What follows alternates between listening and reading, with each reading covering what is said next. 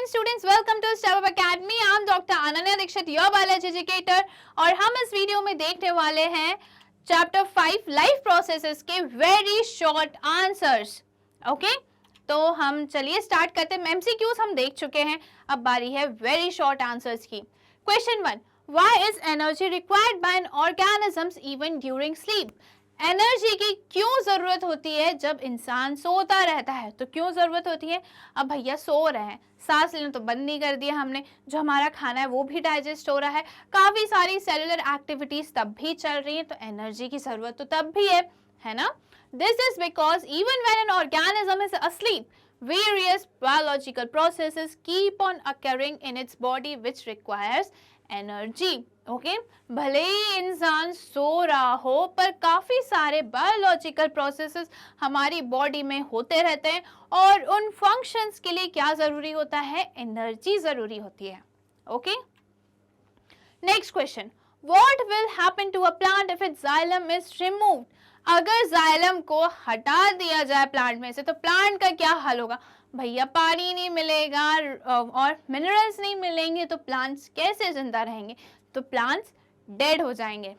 Okay, the xylem tissue transports water and minerals from the soil to the leaves of a plant for photosynthesis. Xylem क्या करते हैं? ये vascular bundle होते हैं, conducting tissues होते हैं, ये वाटर और मिनरल्स को ट्रांसपोर्ट करते हैं सॉइल से लीव्स तक ताकि लीव्स जो हैं वो फोटोसिंथेसिस कर सकें. Okay, if xylem is removed, upward movement of water will stop, leading to wilting of leaves and ultimately causes death of a plant. और अगर हमने xylem को रिमूव कर दिया तो क्या होगा? जो वाटर का अपवर्ड मूवमेंट है, हमें पता है कि जो xylem होता है वो यूनिडायरेक्शनल होता है, अपवर्ड मूवमेंट ही कराता है वाटर और मिनरल्स का. ओके, xylem हट गया, वाटर का मूवमेंट भी बंद हो गया. अब लीव्स जो हैं वो कैसी हो जाएंगी? येलो हो जाएंगी. विल्टिंग मतलब येलो, पीली पत्तियां होती हैं वो हो जाएंगी और प्लांट्स को अब पानी नहीं मिलेगा, फोटोसिंथेसिस नहीं होगा, खाना नहीं मिलेगा, तो प्लांट्स कैसे हो जाएंगे? मर जाएंगे. Okay, question 3, what is villi, what are its function? Villi क्या होता है और हमें उसके फंक्शन के बारे में बताना है.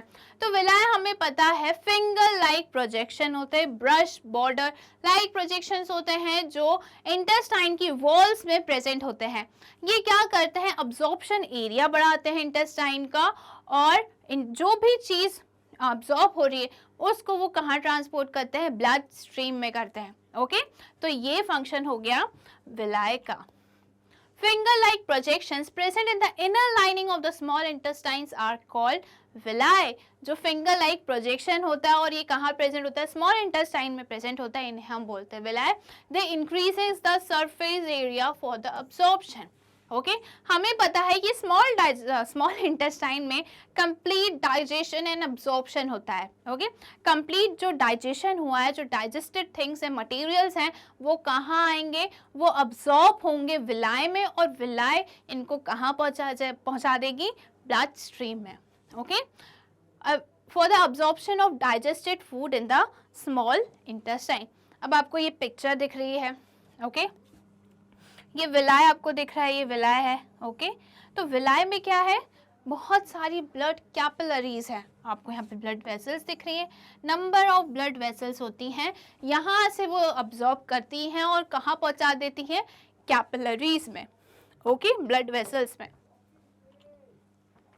अब हम चलते हैं question 4. What process in plants is known as transpiration? Plants में ट्रांसपिरेशन किसे बोलते हैं? अब हमें पता है कि जो प्लांट्स होते हैं वो एक्सेस वाटर का लॉस करते हैं. ठीक है, जो एक्सेस वाटर है वो प्लांट से रिमूव हो जाता है through stomata in the form of water vapour, और इसी वाटर लॉस को हम क्या बोलते हैं? ट्रांसपिरेशन. ओके, यही वाटर लॉस की प्रोसेस को हम ट्रांसपिरेशन बोलते हैं. The release of water vapour in the atmosphere through the pores present on plant leaves, that is stomata, is called transpiration. Stomata के थ्रू ही ट्रांसपिरेशन होता है. स्टोमेटा एक ओपनिंग होती है, जैसे इनमें पानी भर जाता है तो जो गार्ड सेल्स होते हैं जो स्टोमेटा के आजू बाजू होते हैं वो स्वेल्ड हो जाते हैं और स्टोमेटा ओपन हो जाता है और जो पानी है वो बाहर एटमॉस्फेयर में वाटर वेपर के फॉर्म में रिलीज हो जाता है। वेपर्स मीन्स भाप। ओके, ये दिख रहा है आपको स्ट्रक्चर। ऐसे वाटर जो है वो रिलीज होता है एटमॉस्फेयर में थ्रू प्लांट्स। अब हम चलते हैं क्वेश्चन 5 में। Okay, in which kind of respiration is more energy release? कौन से रेस्पिरेशन? हमने दो टाइप के रेस्पिरेशन पढ़े हैं, एक aerobic and an aerobic. Okay, जो ऑक्सीजन के प्रेजेंट में हो रहा है दैट इज एरोबिक, और जो ऑक्सीजन के एब्सेंस में हो रहा है या फिर लैक ऑफ ऑक्सीजन में हो रहा है उसे हम क्या बोलते हैं? एनएरोबिक। तो हमने देखा था कि जो एरोबिक रेस्पिरेशन है उसमें एनर्जी मतलब एटीपी मॉलिक्यूल ज्यादा रिलीज होते हैं as compare to anaerobic respiration. Okay, तो इसका सही आंसर क्या है? Aerobic respiration. In aerobic respiration more energy is released. Okay, ये आपको स्ट्रक्चर दिख रहा है जिसमें एरोबिक और एनारोबिक दोनों ही हैं। तो जो एरोबिक है उसमें 36 ATP up to 36 ATP release होता है और वहीं जो एनारोबिक होते हैं वहाँ पे 2 मॉलिक्यूल्स ऑफ एटीपी रिलीज होता है। आपको ऐसे तो क्वेश्चन नहीं पूछा जाएगा कि कितने एटीपी मॉलिक्यूल्स रिलीज होते हैं, पर आपको ये पूछा ज़रूर जा सकता है कि कौन से रेस्पिरेशन में, किस टाइप के रेस्पिरेशन में ज़्यादा एनर्जी रिलीज होती है। तो किस टाइप में होती है? एरोबिक में। ओके, अब हम चलते हैं हमारे next question, question number 6। State the function of epiglottis. हमें एपिग्लॉटिस का फंक्शन बताना है। अब एपिग्लॉटिस कहाँ प्रेजेंट होता है? एपिग्लॉटिस प्रेजेंट होता है लैरिंग्स में। जो फेरिंग्स होता है वो कॉमन पैसेज होता है फूड और एयर का। फूड जो है वो ईसोफेगस में चली जाती है। अब क्या होता है, फेरिंग्स से जब फूड ईसोफेगस में जाने वाला होता है तो लैरिंग्स के ऊपर क्या होता है? एपिग्लॉटिस, जिसे हम फ्लैप लाइक स्ट्रक्चर बोलते हैं, वो लैरिंग्स को कवर कर लेता है ताकि फूड जो है वो लैरिंग से ट्रैकिया में ना चला जाए। ओके, आपको ये पिक्चर दिख रही है, ये पिक्चर आपको ये GIF दिख रहा है। इसमें क्या हो रहा है कि ये जो पोर्शन है ये एपिग्लॉटिस है। जैसे ही फूड फेरिंग से ईसोफेगस में गया तो एपिग्लॉटिस ने लैरिंग्स को कवर कर लिया ताकि लैरिंग्स ट्रैकिया में ना पहुंच जाए। Epiglottis prevents the food from entering into the trachea. Epiglottis का फंक्शन होता है कि फूड ट्रैकिया में ना जाए, उसको रोकने का। Question 7, which part of root is involved in the exchange of respiratory gases in plants? अब हमें बताना है कि रूट्स के कौन सा पार्ट होता है जो रेस्पिरेटरी एक्सचेंज में हेल्प करता है। लीव्स में होता है स्टोमेटा, स्टेम में होते हैं लेंटिसेल्स और रूट्स में होते हैं root hairs. Root hair are involved in the exchange of respiratory gases in plants. ये आपको रूट हेयर दिख रहा है, ठीक है, और ये रूट हेयर सेल है। रूट हेयर सेल हेल्प करते हैं गैसियस एक्सचेंज में। लीव्स में स्टोमेटा, स्टेम में lenticels. Name 2 organism in which food material is broken down outside the body and absorbed. ये क्वेश्चन हमने हमारे प्रीवियस में MCQs या फिर NCERT सॉल्यूशन में हमने देखा है कि कौन से ऑर्गेनिजम्स होते हैं जो फूड का ब्रेक डाउन बाहर करते हैं, बॉडी के बाहर करते हैं और फिर उसको एब्जॉर्ब करते हैं। तो कौन से होते हैं ये? इन्हें हम बोलते हैं सेप्रोफाइट्स। कौन से होते हैं ये? सेप्रोफाइट्स। सेप्रोफाइट्स क्या होते हैं? जो डेड एंड डिकेइंग पे फीड करते हैं। तो एग्जाम्पल हमने देखा था fungi, mushroom and east. Okay, तो इसका आंसर क्या है? East, mushroom. आप फंगाई भी लिख सकते हैं। अब हम नेक्स्ट क्वेश्चन पे पहुंचते हैं, question number 9। Define blood pressure. ये तो बहुत ही सिंपल सा क्वेश्चन है कि ब्लड प्रेशर क्या होता है। हमें बताया कि जो हार्ट है वो एकदम हाई प्रेशर में आर्टरीज तक ब्लड पहुंच जाता है। अब ये जब प्रेशर नॉर्मल एवरेज लेवल से ज़्यादा हो जाता है तो उसे हम बोलते हैं blood pressure.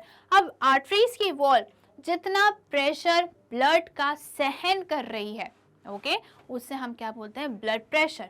Blood pressure is the force that blood exerts against the wall of a blood vessels. कौन सी ब्लड वेसल्स? आर्टरी, ठीक है। वेन्स और कैपिलरीज मत लिख के आ जाना। ब्लड वेसल्स कौन सी? आर्टरी। ओके। आर्टरी की वॉल्स पे ब्लड कितना भी, जितना प्रेशर फोर्सफुली एक्सर्ट कर रही है, टॉलरेट कर रही है आर्टरीज की वॉल, उससे हम बोलते हैं ब्लड प्रेशर। कितना नॉर्मल होना चाहिए? 120/80 mmHg। ओके, ये आंसर हो गया complete.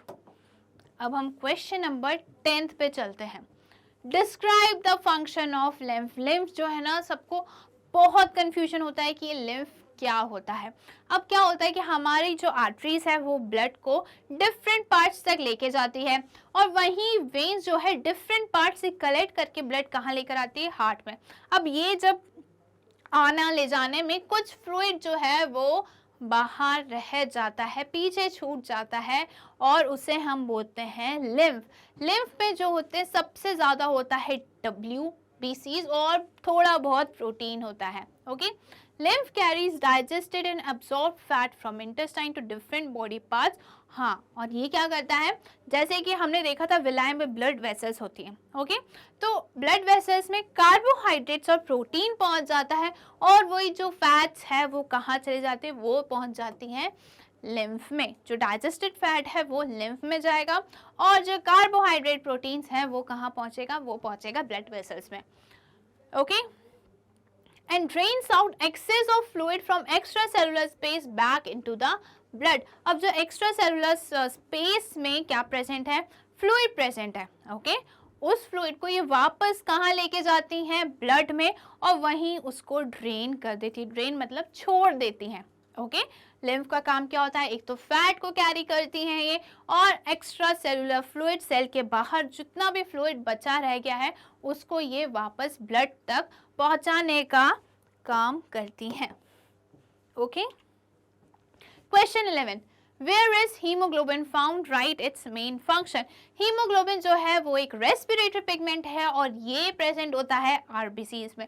Where is haemoglobin found? Haemoglobin is found in our RBCs, blood. Okay, right its main function. इसका मेन फंक्शन क्या होता है?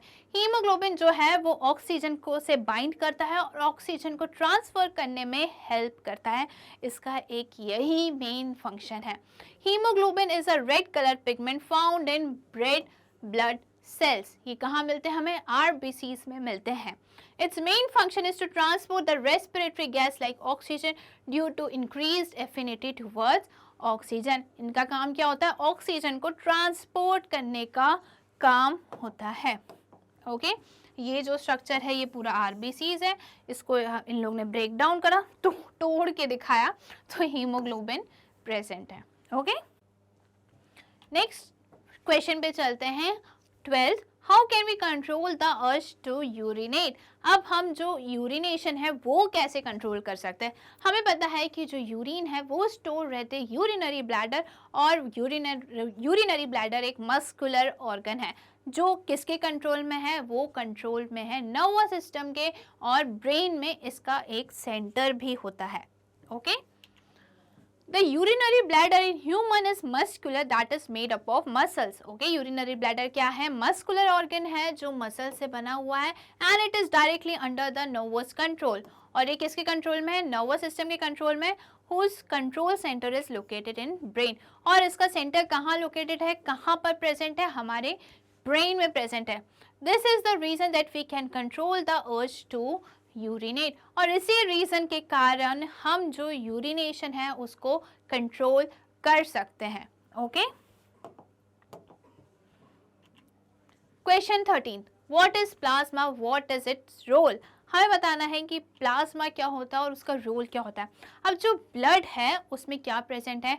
55% प्लाज्मा प्रेजेंट है और 45% ब्लड सेल्स प्रेजेंट है। ओके, ब्लड सेल्स में भी कौन कौन से? आरबीसीज, डब्ल्यूबीसीज एंड प्लेटलेट्स। अब ये जो प्लाज्मा है ये सब्सटेंसेस का ट्रांसफर करने में, ट्रांसपोर्ट करने में हेल्प करता है, जैसे कार्बन डाइऑक्साइड, हार्मोन्स, न्यूट्रिएंट्स, इन सब में। Okay, blood consist of plasma and blood cells. Plasma is a fluid medium in which the blood cells are suspended. Plasma क्या है? फ्लूइड मीडियम है जिसमें ब्लड सेल्स फ्लोट होते रहते हैं, सस्पेंडेड होते हैं, फैले रहते हैं ऐसे। ओके, प्लाज्मा ट्रांसपोर्ट, प्लाज्मा क्या हेल्प करता है? क्या क्या चीजें ट्रांसपोर्ट करता है? Food, carbon dioxide and nitrogenous wastes in its dissolve from across the body. क्या करता है प्लाज्मा? फूड को ट्रांसपोर्ट करता है, कार्बन डाइऑक्साइड को ट्रांसपोर्ट करता है और नाइट्रोजनस वेस्ट को ट्रांसपोर्ट करता है डिसॉल्व फॉर्म में through out the body. Okay, यहाँ पे दिखा भी है आपको, ये प्लाज्मा है। प्लाज्मा किससे बना होता है? प्रोटीन, आयंस, वाटर से। और इसमें क्या प्रेजेंट होता है? Nutrients, waste and gases. Okay, next question 14th, what is the difference between starch and glycogen? हमें बताना है कि स्टार्च और ग्लाइकोजन में क्या डिफरेंस है। अब जो ग्लूकोज होता है वो प्लांट्स में बनता है, ठीक है, ह्यूमंस में भी बनता है। अब जो प्लांट से बनता है वो स्टोर्ड होता है स्टार्च के फॉर्म में, और जो ह्यूमंस में होता है वो कैसे स्टोर होता है? ग्लाइकोजन के फॉर्म में। बस यही डिफरेंस है। और starch is the storage material used by plants. Okay, plants में ग्लूकोज किस फॉर्म में स्टोर होता है? स्टार्च के फॉर्म में स्टोर होता है। Whereas glycogen is the form of stored food material used by animals like human. Okay, glycogen जो है वो स्टोर्ड मटेरियल होता है जो एनिमल्स यूज करते हैं जैसे कि ह्यूमंस, और ये ग्लाइकोजन कहाँ स्टोर्ड होता है? हमारे लिवर में। ओके, और स्टार्च कहाँ होता है? सबसे ज्यादा लीव्स में। Next question, question 15, how does respiration occur in the leaves? अब हमें ये बताना है कि रेस्पिरेशन लीव्स में कैसे होती है। अब ये हमें पता है कि लीव्स में स्टोमेटा के थ्रू होती है। Okay, leaves have tiny opening on the lower surface called stomata. Upper surface पे भी होती है पर ज्यादा कहाँ प्रेजेंट होती है? लोअर सरफेस पे। ये क्वेश्चन पूछा जा सकता है कि स्टोमेटा सबसे ज्यादा कहाँ प्रेजेंट होता है, तो आपको क्या बताना है? लोअर लेयर पे, लोअर सरफेस या फिर lower epidermis. Okay, The exchange of gases takes place through the stomata by the process of diffusion. ये जो exchange of gases है, अब क्या पूछा है? respiration. respiration में क्या होगा कि ऑक्सीजन अंदर आएगा और कार्बन डाइऑक्साइड जो है वो बाहर जाएगा। ओके, तो ये रेस्पिरेशन की प्रोसेस जो है वो थ्रू स्टोमेटा होती है, और इस किस फॉर्म में होती है, किस प्रोसेस में होती है? इसको हम बोलते हैं सिंपल डिफ्यूजन। ओके, तो इस वीडियो में हमने देखे लाइफ प्रोसेसेस के वेरी शॉर्ट आंसर्स। ऐसे और वीडियोस देखने के लिए आज ही स्टेप अप अकेडमी को सब्सक्राइब करिए, जहां पे आपको मिलता है केजी से लेकर 12 तक के सारे सब्जेक्ट्स के सारे वीडियोस फ्री। साथ ही साथ CUET, नीट, जेईई की भी प्रिपरेशंस होती हैं। Thank you.